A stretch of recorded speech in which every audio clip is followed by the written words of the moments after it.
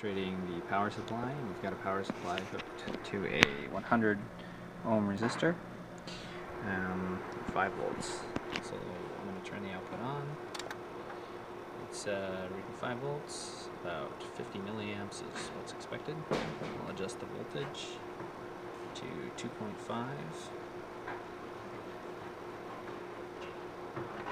Now we go to 0.23 milliamps.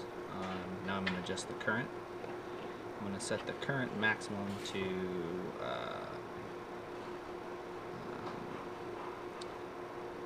0.020.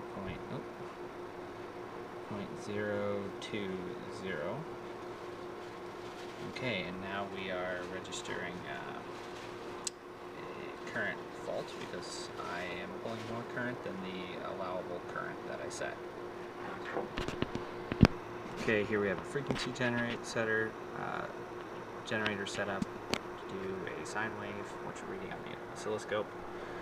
We'll change the amplitude to 2.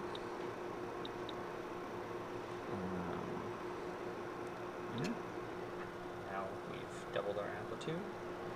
And you change the frequency from 100 to 200 hertz. And we've doubled our frequency. And we're going to add an offset of 1 volt.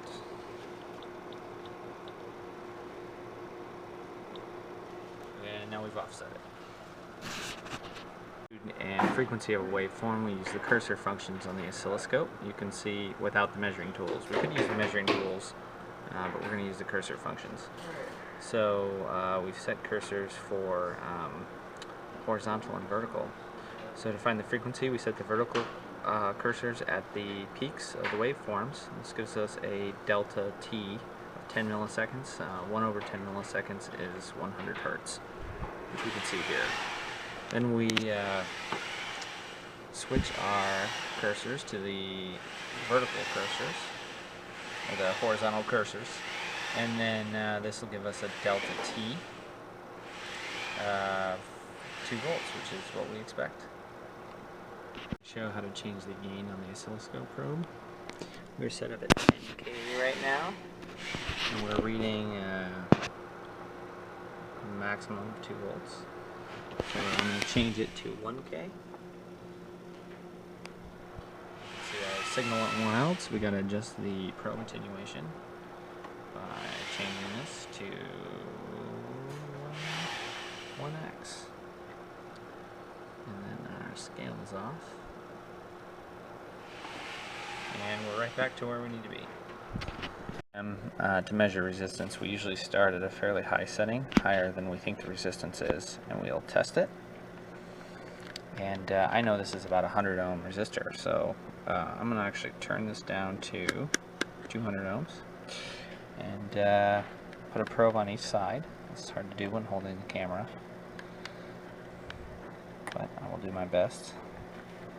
Let's make sure you don't hold the leads. Okay, there we go. Pretty close. Next we're going to measure the voltage, so we're going to turn our power supply on. It's set up at 2.5 volts right now. So we're going to switch the DMM to the 20 volt range. So we want to be above 2.5. And we'll measure across the resistor again. And we're at, so it's backwards because I put the negative on the positive end. But there we go, 2.5. Next we're going to measure current. So to do that, we have to put the meter in series with the power supply. So we're going to hook this up. So the meter will be in series with the power supply. We're going to switch this to the 200 milliamp range, and we're going to connect it. Yep. Hold on.